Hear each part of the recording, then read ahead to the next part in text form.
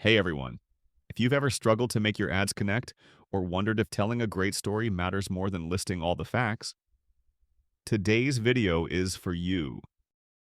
We're diving into the final two chapters of one of the most influential books ever written about copywriting, How to Write a Good Advertisement by Victor Schwab.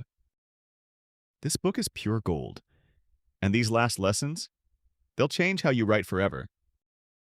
Let's talk about imagination, facts, and the trap of thinking repetition will save a bad ad.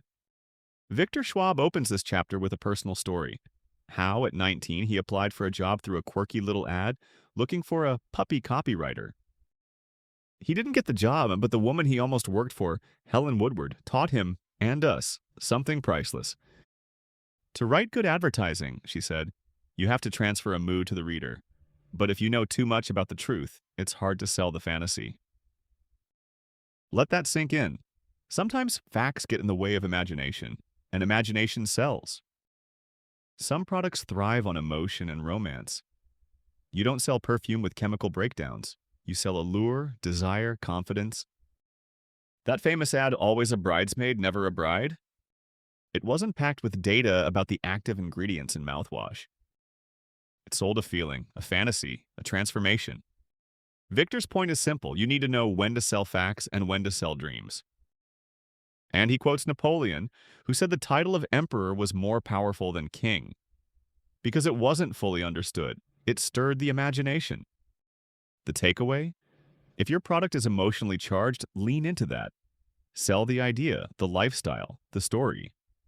If you're selling steel beams, you'll probably need some facts. But if you're selling dreams, let the fantasy fly. Now, here's a mistake even experienced advertisers make. They run a weak ad and say, it'll get better once the audience sees it a few more times.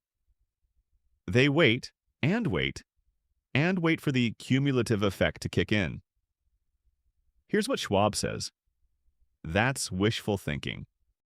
He points out a study by Dr. Henry Link, showing that if an ad doesn't grab attention and drive results immediately, it probably never will. In Schwab's own words, why multiply zero? If your ad isn't doing the job right now, running it over and over won't magically make it work.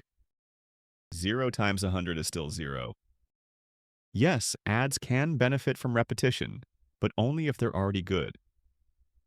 Cumulative effect is a bonus, not a crutch. If you're skipping one of the fundamentals, attention, interest, proof, persuasion, or action, you're not building a powerful campaign.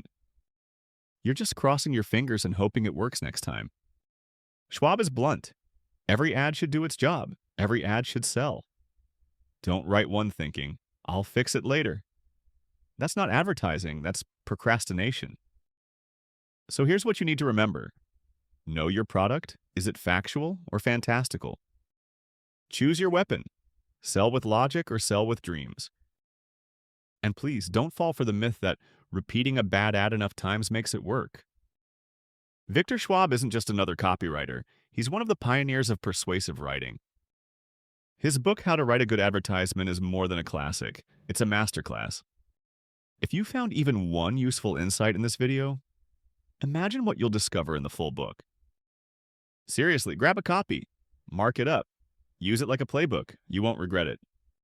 Drop a comment if you've ever struggled with writing ads that actually convert.